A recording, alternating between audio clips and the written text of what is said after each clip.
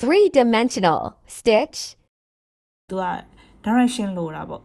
direction လို့ရဲဆိုတာဒီမှာကိုကအခုဒီကနေပြီးအချွန်လို့ခြင်းနေဆိုအဲ့အချွန်နေရာလေးကနေပြီးတော့ကိုလုံးမဲ့ကြိုက်တဲ့နေရာကိုထိုးလိုက်အောက်ကအရင်မကြည့်လို့နော်ကြိုက်တဲ့နေရာရောက်ပြီးပြဿနာမရှိဘူးသူကနော်အဓိကအပေါ်အချွန်လေးပါဖို့ပဲချွန်လေးဖိပြီးမိမိတီတီဖြစ်နေပေါ့ဆိုတော့အရင်ဆုံးသူကဒီကိုလိုချင်တဲ့ပန်းပွင့်နေရပေါ့နော်ပန်းပွင့်နေရလေးကိုယူပြီးတော့ရင်ဒီအောက်ကိုထုတ်ချိတ်လိုက်နော်ချိတ်ပြီးတော့လို့ရှိရင်ဒါဒီမှာဒီအောက်နေရာကိုပြန်ယူโอเคဆိုတော့အရန်ကြီးကိုကမှမဖြစ်ချင်ရင်နည်းနည်းပျော့ပျော့လေးယူလဲရတယ်ကျမကတော့အရန်တင်းတင်းလည်းမဟုတ်အရန်ရော့ရော့ကြီးလည်းမဟုတ်ပဲနဲ့အလိုက်တင်လေးယူထားမယ်နော်လိုက်တင်လေးယူမယ်ပြေးပြေးလေးပေါ့အဲ့ဒါပြီးသွားပြီဆိုလို့ရှိရင်တော့အလဲကောင်ဥတိုင်းတစ်ချောင်းလို့တည်တယ်၃ချောင်းဖြစ်မှရမှာနော်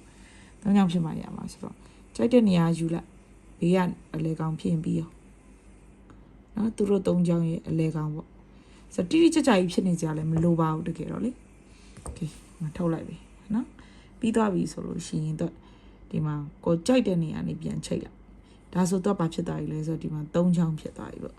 နော်အချောင်း၃ချောင်းတင်းသွားပြီတင်းသွားပြီဆိုလို့ရှိရင်ကိုဘာလုပ်လို့ရပြီလဲဆိုတော့သူ့ကိုဒီအောက်ကဒီဟာလေးကိုမထုတ်နဲ့နော်ဒီအတစ်ချောင်းမထုတ်နဲ့ဘာလို့ဆိုအမှတင်းတင်းလေးကြိုက်လို့ကောင်းတာနော်ဆိုတော့အဲ့လိုယူပြီးသွားရင်ဒီအချွန်နဲ့မသုံးနဲ့ဒီအတုံးဘက်ကိုတော့နော်နောက်ဘက်ကိုတော့ပြီးတဲ့ခါကျတော့ तू ကတစ်ခုဝင်တစ်ခုတော့ကျမတို့လေဟို weaving stitch လုပ်တယ်လို့ပဲနော်တစ်ခုဝင်တစ်ခုတော့ပြီးရင်သူ့အပေါ်ရအောင်တင်တချစ်လေးလုံနိုင်လေပန်းပွင့်လေးရလှလေးပဲနော်ဆိုတော့တစ်ခုဝင်တစ်ခုတော့ချစ်လေးရအောင်လုပ်လိုက်တယ်ပြီးသွားရင် तू ကဒီဘက်မှာဒီလိုရပြီဆိုရင် तू ကတစ်ခါပြန်ပြီးတော့တစ်ခုဝင်တစ်ခုတော့ ਨੇ အဝဲအပေါ်အောက်လှအောင်ပြန်ယူနော်ဒါဆိုဒီမှာချစ်သွားပြီပြီးသွားရင်အဲ့အောက်ကနေအပေါ်ကနေအောက်နော်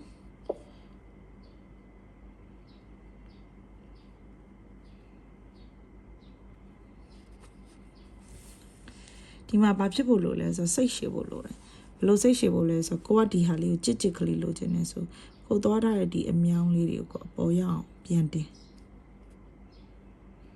နော်အားလေးကြစ်လေးဖြစ်တော့အပေါ်ရအောင်တေချာပြန်တင်ပါဒါကြီးကျန်တဲ့ဟာတွေကိုဒီဟာပြီးတဲ့အထိဒီတိုင်းပဲဆက်အောင်နော်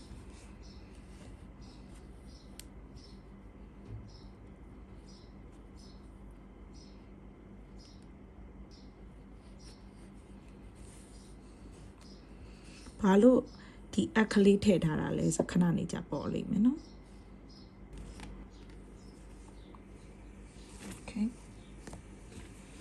ဒီမှာအခက်ကလေးတစ်ခုဖြစ်သွားပြီနော်အဖက်လိုက်ကလေးဖလက်ပလက်လေးဖြစ်မှာဒါမျိုးလေးတန်းစီပြီးတော့ဒါလောက်သွားမှာပေါ့နော်